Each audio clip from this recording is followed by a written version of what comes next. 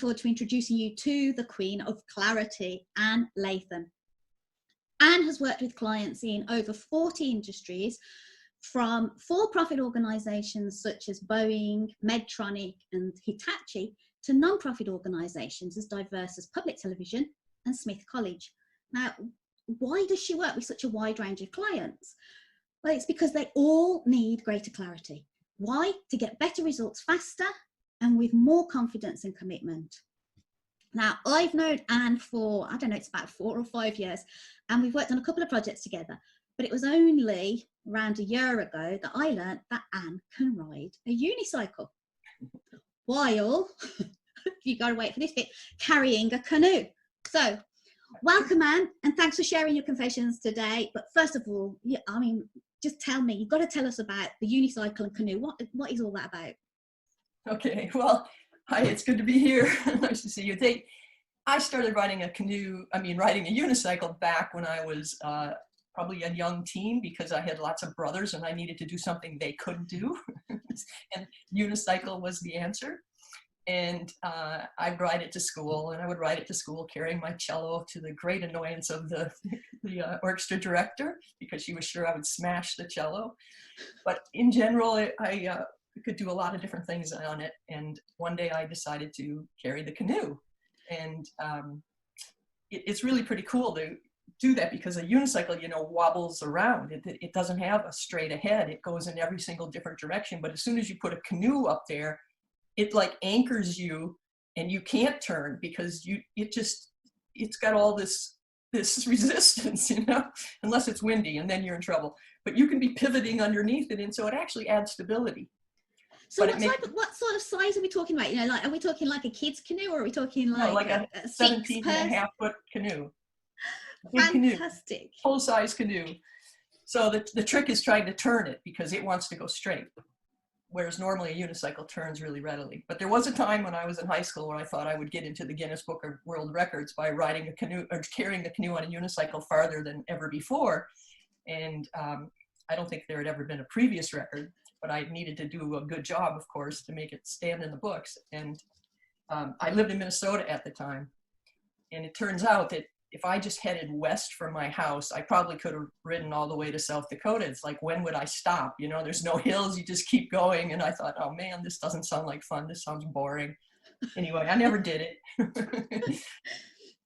Okay. But now I use the canoe analogy now, and the canoe and the unicycle analogy, because in an organization, some people are the unicycles because they like to spin around and jump around and do a ton of different things. And then there's the canoe. That's the stabilizing effect, but also the dampening effect. And that's the operational people who want some standardization and consistency and predictability. So there's this natural tension between the two, and it works as a great analogy for a lot of people in the business world. It's a brilliant analogy. And I want to bring you back to something that you said. You wanted to do something that your brothers couldn't do. So being a very competitive person myself, I was alert there. It's like, yeah, I would have done that as well. So are you a competitive person? Are you competitive? Yeah, just a little. Especially with my brothers back then.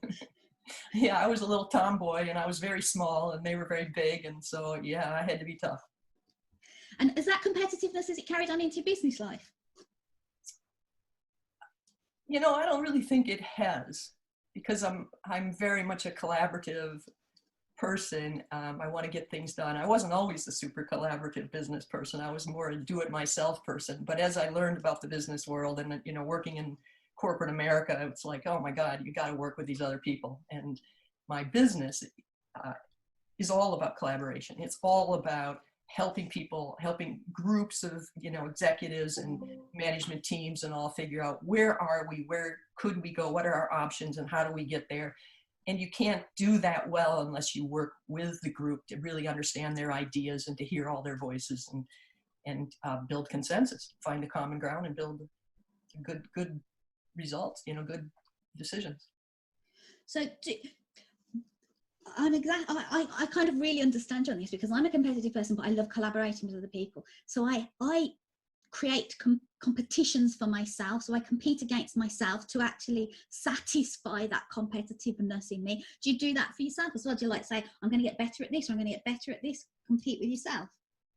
I don't think I do that. I set a high standard for myself, but I think I keep the competition for the pickleball court. Ah, now you've got to tell us what pickleball is, because in Europe, or well, maybe the rest of the Europe, Yeah, no, well, but I don't know, what is this pickleball thing? It's the fastest growing sport in the world. It's a combination between tennis played on a volleyball size court with a paddle that's wooden instead of a racket with strings, and it uses a ball that's more like a wiffle ball with holes in it, plastic ball with holes in it, and it's much better utilization of court space because it's a smaller court, and it's a fast-growing sport. It's a wonderful sport. I really love it. It's a great thing to do when you get a little too old to cover an entire tennis court. Okay, right. So today I want to talk to you about your third book. So your third book, it will be coming out this summer 2021, and it's being published by Bloomsbury. Tell us about the book. What's it called? It's called The Power of Clarity. Unleash the true, what is it? Oh, shoot. Oh, dear. Unleash the true workplace potential for productivity, confidence, and empowerment. You know, I really have to learn that subtitle pretty soon. You do, but this is an interesting topic actually, because titles and subtitles, they are not a think once finished, you just magic thing, they come up. So they evolve over time. So has your subtitle for your book evolved over time with input from other people, or how have you come up with that subtitle that you can't remember? No, absolutely. Subtitles evolve all over the place. And that particular subtitle, my publisher provided. I think it's a good subtitle. I think they did a good job because they talk about the unleashing the true potential of workplace productivity, confidence, and empowerment. And Yay. Those three dimensions are really important in my book. But the whole idea of the true potential for your workplace is what it's all about too. Okay. So I think they did a good job, but I struggle with those. Yeah, I think you can just stick with the power of clarity. I think that's going to, soon we're all going to be saying, have you got clarity in your business? We're all going to be saying that as soon as we've read the book. A mutual friend of ours has talked about the book, and he said that the power of clarity does for knowledge workers what lean thinking and the Toyota way have done for the factory floor. So, oh my God, is that just like a perfect description of a brilliant book? So tell us about the book. What's the book about? What are we going to learn, and who's it for? Yeah, I love that description because, you know, if you look at lean thinking and all the process improvements of the last many years, they've all primarily focused on the production line, the production processes, the processes that move physical objects. They're all physical processes. And physical processes, you can see them, you can watch them, you can watch the parts move through the factory, you can watch order forms move through their process, and it's all very tangible and hardcore. But the deal is that once you get away from the production processes, you've got people who are dealing with cognitive objects, things like ideas and decisions and plans, and you need cognitive processes to move those cognitive objects. But most of us don't have well-defined, well-known, shared, understood processes for moving our decisions and for gaining commitment and for planning and for solving problems. And so there's this whole cognitive zone realm that lean thinking hasn't really touched. How do we know if you talk about these cognitive processes and cognitive objects, how do we know that we don't have clarity in them? What are the symptoms that we'll feel? Well, the symptoms, I mean, just take decision making. Decision making is probably absolutely the most common thing we do and the most important thing we do all day long. We make zillions of decisions. And if you're a knowledge worker, if you're a manager, if you're an executive, that's what you do. That's your job. And yet, if you sat down a bunch of these people in a room and asked them to describe their decision-making process, you would get as many different processes as there are people in the room. And most of them actually would be, what? What do you mean a process? We just talk and figure it out. There's no sense of a well-defined process to get to a decision. And what's the what's the effect of that for businesses? As a because of that, you get both bad decisions, really slow decision making, second guessing decisions. A lot of times people don't even know they're making a decision. I mean, I'll give you an example. I was having a lunch with a bunch of executives at a global bank in London one time, and there was these three women. They were all very high powered, but they were concerned with the people above them at corporate headquarters who were in their way, and they weren't making the decisions they needed. But this group I'm having lunch with didn't recognize that. They're trying to scheme about how to get things done, and kind of whining and kind of trying to figure out how to manipulate these bosses into helping them out. And the reality was, for me, just sitting there listening, there were like 8 decisions that hadn't been made. And because these decisions hadn't been made at all, these people were all held up. Their departments were held up. The whole division was probably held up just because of like 8 basic decisions that hadn't been made. So they didn't recognize that. They didn't see that. Whereas in listening to them, I could see that, look, if you could just send this list of 8 decisions to your boss and say, you know, we really need answers to this, the obstacles would be removed. They could move on. So for you, it's like you can see what they can't see, because you've been looking for clarity for so many years. You've been doing it with so many clients. Yes. Is your book going to help other people have that same level of knowledge to find the clarity, to create clarity? Absolutely, because the first step in seconds, I'll talk about the seconds. I'll talk about the first step in a minute. The second step of creating clarity is to really get specific about what you need. Is it a decision I need? Is it a plan I need? Is it a list of risks I need? What's the next step that's going to actually be a concrete, tangible step that moves us forward and gets us to something we don't have right now? What's the first? The first, well, the fact that people don't see it.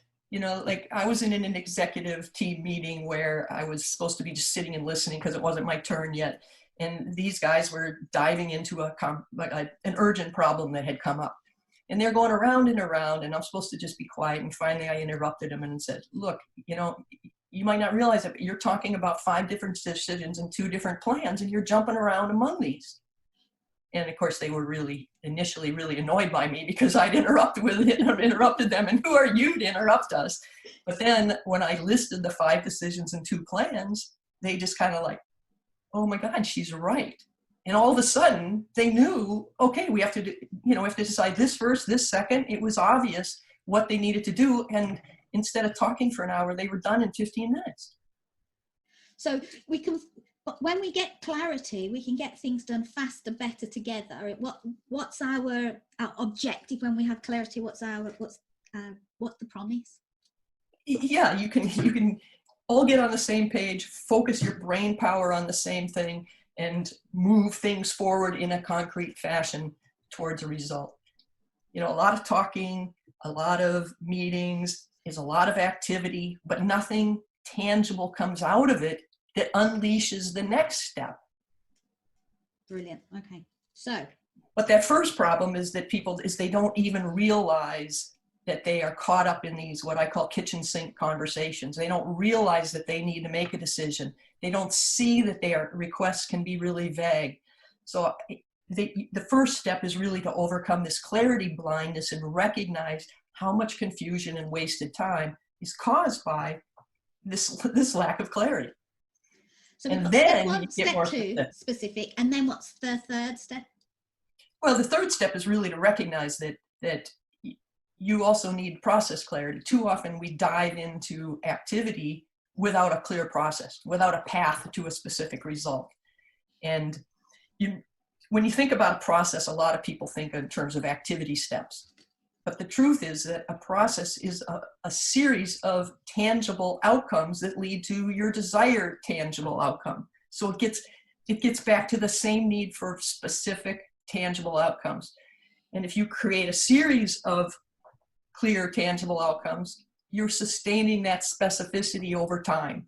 And you're creating a path where you can keep everyone on the same outcome, that the current intermediate outcome. You can keep everyone focused, You can prevent detours. You can confirm that, oh my goodness, we're done with this step. We can move on now. Or no, wait, we moved ahead prematurely. So if everyone sees what the process is and understands what the path is and stays focused on one step at a time, and each of those steps is really clear and concrete, you make great progress.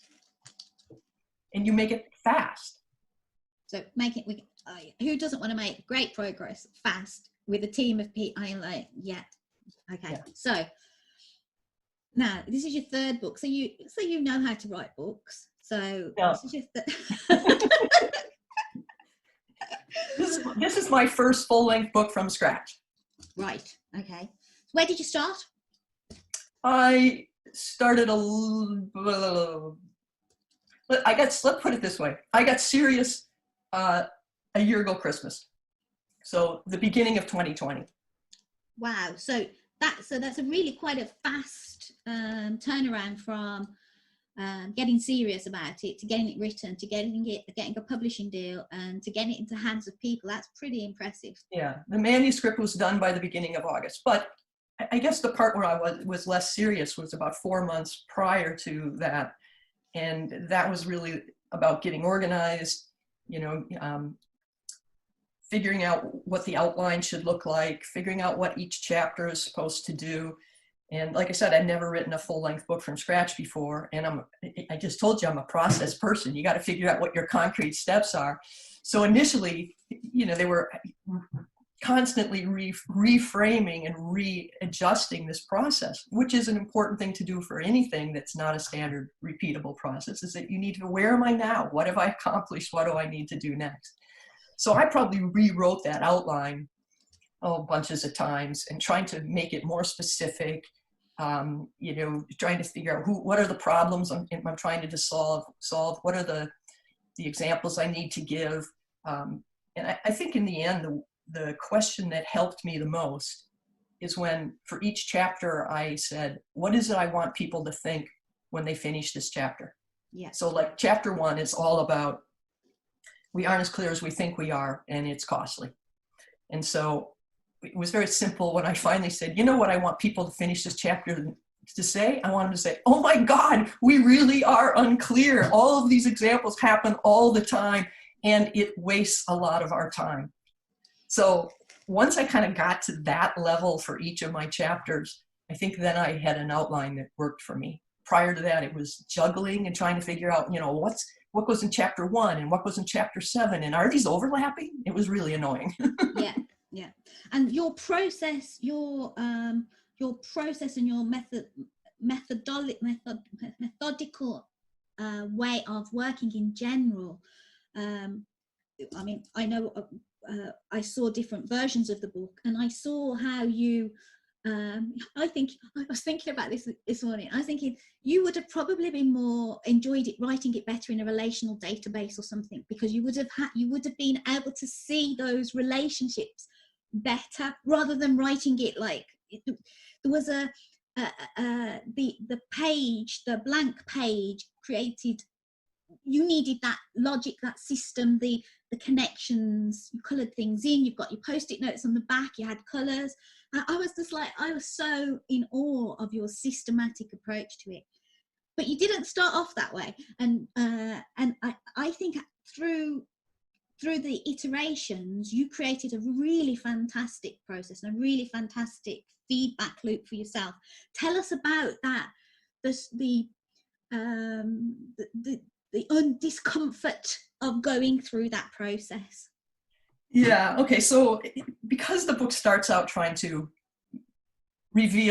expose this lack of clarity, the first chapter is like, we're not as clear as we think we are, and I really needed people to understand that, but it's not until later on in the book that I explain why that is, and then later on what to do about it.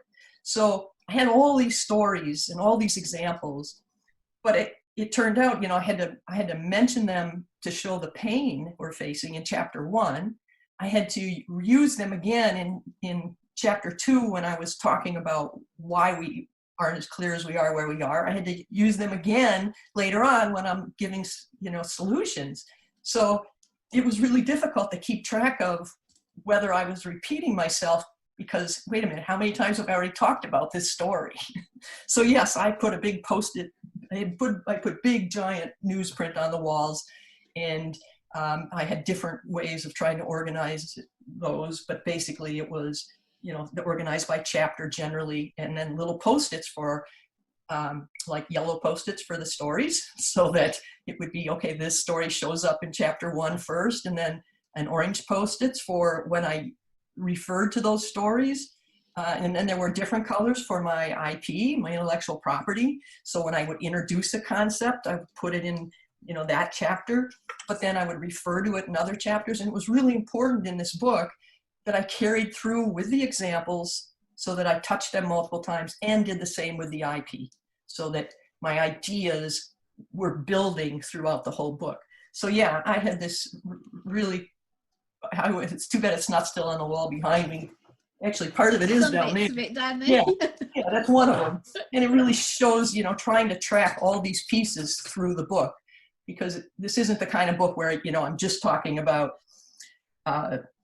something like management in chapter 1 and, you know, hiring in chapter 2 and something else. It's not that kind of book. It's the kind of book that really is trying to change the way people think and the way they interact and the way they work, so that they will be clear about what they're trying to accomplish and get better results faster. Brilliant. But yeah, it took a lot of iterations, and it was painful, and it really, you know, I used to be a software engineer, so I had to keep track of 6 million details while I was developing software. And so it tapped into all those old skills. Yeah, I was thinking about that this morning. I was thinking you would have been much happier doing it in an Excel spreadsheet or something. I don't know.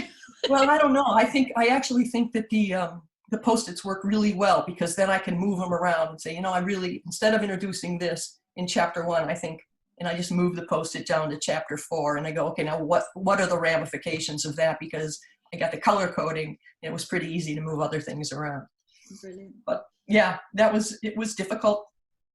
That was one of the difficult things about the book. One of the other things that's kind of interesting is that I started out with all these raw stories, and I just wanted to capture all this raw content as fast as I could. So I wrote all these stories and examples and just filled the chapters with these various stories, with the idea that later on, you know, I probably was going to move them around because of my Post-its. But then I discovered that you need a narrative to tie the stories together. You need the thread that makes these stories all make sense. And that was more work than I thought it was going to be. Yeah, yeah. And But it you was can good. tell a story in multiple different ways as well. So that's kind of it. So depending on where it appears, you can like, That's right. now I can put this light, shine the light in this direction on this story. Yeah. And when you move it, then you discover that, yeah, okay, now I've got to reposition that. Yeah. And then there's the stories where you tell and you finish and you go, well, that wasn't the point I meant to make. It's a good point, but that's not the one I needed in this chapter. Now what do I do? Yeah. No, Okay. It was an amazing process. And so what did you learn about yourself through the process? Say that again, it waffled. All right. What did you learn about yourself through the process of writing a book? That I'm hoping writing a book is like giving birth, and I'll forget how much work it is, so maybe I'll do it again. Apparently, yes. It was a lot of work. What did I learn about myself? I guess I'm pretty impressed with where I ended up. So I learned that, yes, I can tell these stories and weave them together. Telling stories is actually not the natural part for me, because I tend to cut straight through to the process. You know, here's the lesson, here's the process, guys. Don't you get it? No, but people need stories, both so they can identify with the situation and picture themselves in that situation, but also so they can remember and process what's really happening. So that was interesting to play more with stories than I'm used to. I think if you read all my articles on my website, uncommonclarity.com, you'll find that I get to the point instead of skip the story more often than not. Yeah. Okay. So what if you were starting again? So if you decided, right, I'm just going to write a book, as I do, and you're starting today, What would you do differently than you did last time? I think that, like when I said that the best thing I did to help me organize what was going to go in a chapter was when I said, I want people to finish this and say, oh my God, you know, whatever. So I wanted them to be amazed, but real clear about what they just are thinking, having finished reading it. I would have started with that right away. Yeah. Because I had a lot of other iterations, you know, here's the problem, here's the villain, here's the cure. You know, I did so many different variations of that, but the end result, the tangible result I wanted from my reader was them to realize we aren't clear. It was wasting a lot of time. That should have been obvious because that was basically the title of that chapter anyway. But I did that throughout the whole book, and I would do that next time. Start with that. And then some of the, I hope I never write a book again that requires this much detailed matrix of ideas, but I would use that technique sooner so that I didn't have to go back and figure it out. But there were a lot of little things that, you know, like one of the things when it came to reading the final version and trying to go back to make the final edits, I took a little time off so I could kind of clear my brain, and then I read it aloud to myself.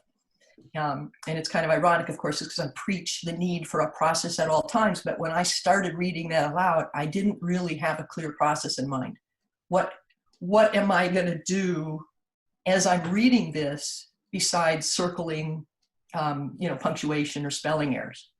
And one of the things you need to do is, I think, is to go through and say, okay, this, you know, if you're just correcting punctuation, spelling, that kind of stuff, that's easy. But what about the bigger things? What about, you know, I developed a mark some paragraphs as like, I like this idea, but it could be better, it could be said better. So that was one thing. And then there were other places where I needed to kind of circle multiple pages and say, this whole section should be reworked.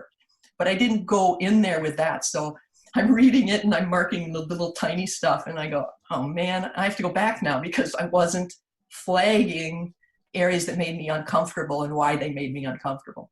So again, it's one of the points of the book is that you always need to have a process where you know what needs to be different when I'm done. Yeah. What I need is basically three things: little errors, paragraphs I'm not comfortable with, and sections that need to be reworked and possibly moved. And if I thought of that first, I would have had a system for marking things as I went through it. Brilliant. So one of the things I noted as well, and you just covered it here, is how diligent you were and methodical. I know you probably didn't think it was methodical at the time, but you were very diligent and very methodical at going through, and you were almost never satisfied. How did you decide, right, that's enough to other people, I'm passing it on to other people? How did you get yourself to that point where you felt comfortable enough that other people could read it? That's a really good question. Because I wouldn't say I'm a complete perfectionist, but I probably am pretty much of a perfectionist. I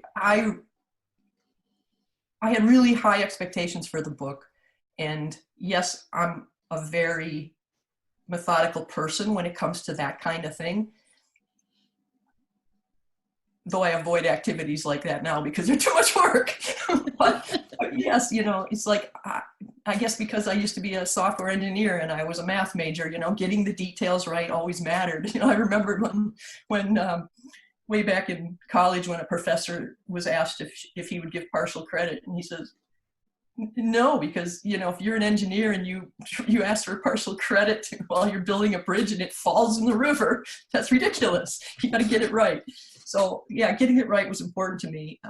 But I think I was pretty good about saying, you know, this is good enough. I've made the point. I could tell this story, and maybe that's through the experience. I could tell the story 100 times, a little differently every time, but no one's going to notice the difference after a point. So it was being able to do that and, you know, go back through it and say, this chapter really, it's fine. It does what it needs to do. This chapter, this section, this paragraph, it does what it needs to do. And maybe it's because I was clear enough about what each chapter and each paragraph needed to do so that I could say, close enough, we're close enough. But otherwise, yeah, you could start rewriting it forever. Yeah. And I noticed actually when I went back to do rewrites, I started reading a paragraph and I started rewriting it. I said, and then once I recognized how much rewriting I was doing, I said, enough of that. I actually sat down and went through each chapter and made a list of, okay, this does this, this does this paragraph does that, kind of mapped out, this is what it's doing. And then without doing any edits, and then I went through with a different color pen and said, this could be better and why, this could be better and why. So I made sort of a little checklist or an action list of what I had to change in that chapter.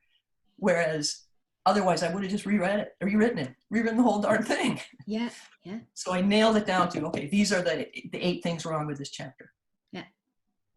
Okay, so that's, so in my terminology, you actually started constraining yourself, because it's quite easy to just completely always be in this creation mode and making it nicer and better, and in the software engineers gold plating and adding new features and benefits and what, you know. So you had to constrain yourself. Now, what sort of constraints did you put on? Were the time constraints, and were they external constraints or internal constraints? Were they yours or were they from someone else? You know, I'm not even sure when I look back on it. I feel like that's all I did for 7 months, is write that book once I really got serious about it. But at the same time, I know that for me, my 4 F's, as you know, are family, fun, fitness, and friends. And it was really important to me that I still got out and was active and went hiking on the good days and skiing on the good days. I did a less of it while I was writing the book, but I believe I still stayed active and got the exercise I needed and had the fun I needed and all that. The pandemic, of course, dampened things a little. There were no friends to speak of. So that changed things, but that was almost all. I feel like that was all I was doing, was writing that book. Yeah. And I intentionally took less work while I was doing that. You know, fewer projects, fewer clients, so that I could get it done. It took so long. Do you think it's been worth it? All of that effort that you put in, has it been worth it for you so far? It's worth it, because I'm very happy with the product. I reread the whole thing just the other day to do the final edits, and I thought it would bore me stiff because I've been around it so many times, but no, I thought, like, this is good stuff. I'm happy with this, you know, that's cool. So that's nice. And I really feel like this is my legacy book. It's, my mission really is to help people create clarity, to learn how to be clear in what they're trying to accomplish, what they need to do to get there, who they need to work with to do it, and to get things done. So I think this book achieves a lot of that. And I would love, you know, every organization and every employee to learn how to harness the power of clarity, because the potential is enormous. If you look at a lot of people will say that they're really only productive about 2 hours of the day. And that's because, it's not because they're wasting time chit-chatting, it's because there are so many obstacles and there's so much time spent that, you know, isn't really moving things forward one step at a time. So employees will love the book because they'll want to just hand it to their bosses and say, we got to do this, guys. The bosses need to read it. So they need to make clarity a priority for the companies. They need to establish a culture of clarity. They need to change the way people think, the way they talk, the vocabulary they use. A lot of potential. If you could give us one tip now, one thing we should do differently going forward to get ourselves more clarity as knowledge workers and leaders and executives, what should we do if there was one thing different? One simple thing. It would be to eliminate what I call treadmill verbs. Yeah. Treadmill verbs. If you get on a treadmill, you can go forever. You can walk forever. You can run forever. You never get to the lake shore. You never get to the mountaintop. Well, a lot of the language we use in the corporate world and a lot of the management speak is what I call treadmill verbs. They're verbs like review. You can review forever. There's no way to know when you're done. You can inform forever. You can communicate forever. You can report forever. You never get to the lakeshore or the mountaintop. There's no way to know when you're done. So when you have a meeting and people are reporting or reviewing or informing, they're just talking. Treadmill verbs are an invitation to talk without much of a specific purpose. So you need to eliminate all of those. You can't use the word report, review, inform, communicate, share, update. Have you heard these words in your business life? Oh my God, this is the way we talk. You know, I don't think I talked that way before I joined the corporate world, but that's the way they talk. And they're terrible words. Instead, we need to decide. We need to make a list of priorities.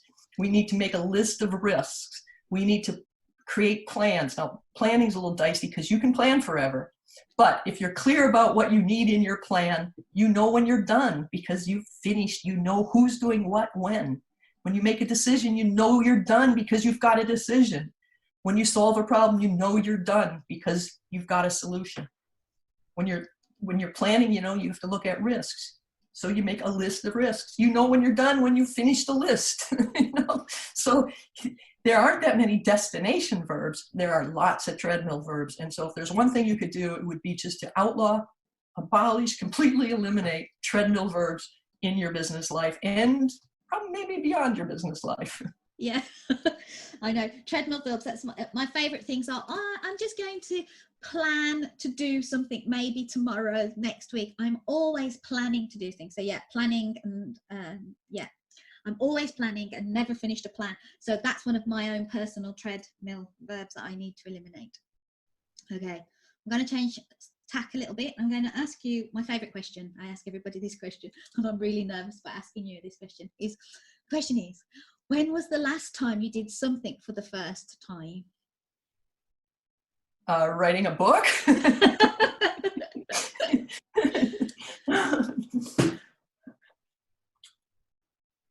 Otherwise, boy, I mean, I'm always climbing new mountains, and actually, each one is really just an extension of something I've done before, previous, different, shorter, other mountains. But I didn't climb. I grew up in the Midwest where there weren't mountains and mostly canoed. And so a couple of years ago, we started doing serious hiking here and going up mountains, and I absolutely love it. And I'm, you know, going up much higher mountains than I ever thought I could climb. So it's been a ton of fun. And so is that new enough? It's an evolution.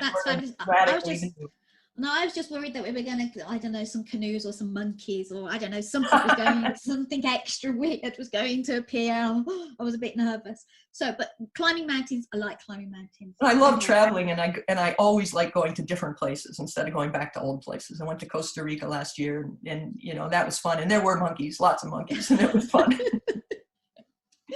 Okay, so if you could give your 20-year-old self a bit of advice now, what would you tell yourself to do? I would just, you hate to just be cliched, but I would just say, just do it, you know? 20-year-old self, that's a long time ago. I mean, certainly, you know, later when I started publishing things, and you hesitate to publish something, you hesitate to send your first article out into the world, and it's just like, just do it. And the faster and more you do it, the better, because then any one article doesn't matter much if you screw up, you know? Who cares if one article isn't great, as long as you have a lot of other articles that are decent. So it's like, just let it go. Get out there and let it go.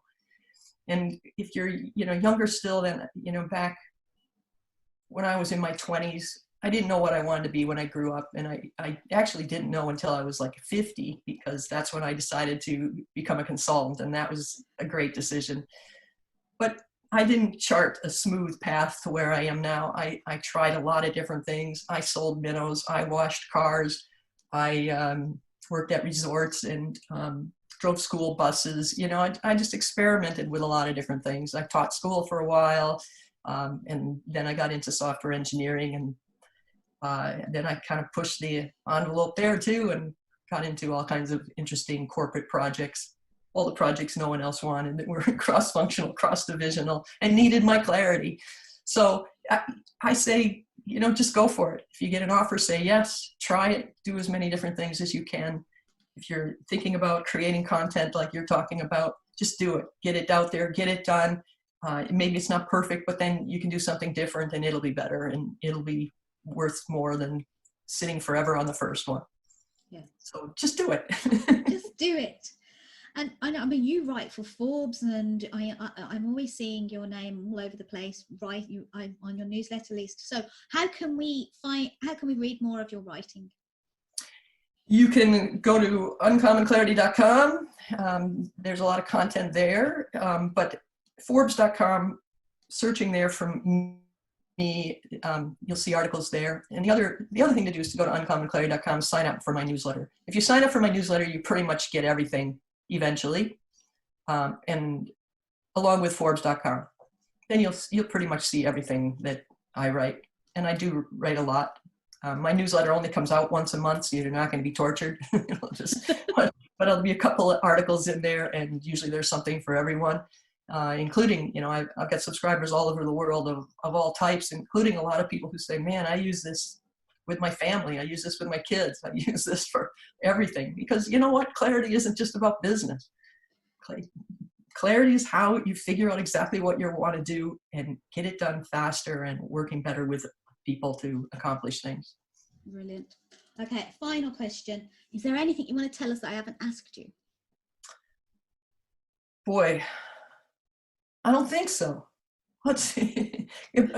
Be sure to buy my book when it comes out, The Power of Clarity. Buy the book. So it's going to come out summer of 2021. It's a Bloomsbury book, and it's called The Power of Clarity. What's the subtitle? Unleash the true potential of workforce productivity, confidence, and empowerment. Yay! Yeah, and also, take a look at it. I think you'll find it a valuable book, but then go put a review on Amazon for me, please. Yeah. Tell people what you like about it, because you know that you read reviews when you pick out books on Amazon. And so if you post reviews, it'll help other people know. And I really am on a mission to create clarity, and I would love your help. The more people who understand that we aren't as clear as we think we are now, and how to harness the power of clarity and all that it can possibly do for you is better for the world. And then you'll sit in fewer boring meetings, you'll second guess fewer decisions, you'll waste less time at work. Believe me, there's more benefits than you can possibly imagine. Brilliant. Thank you, Anne. Wonderful to speak to you today, and I'll see you soon. Off, go and have some fun, or some fitness, some friends, or family, and we'll speak soon. Thanks a lot. It's been a lot of fun. Bye.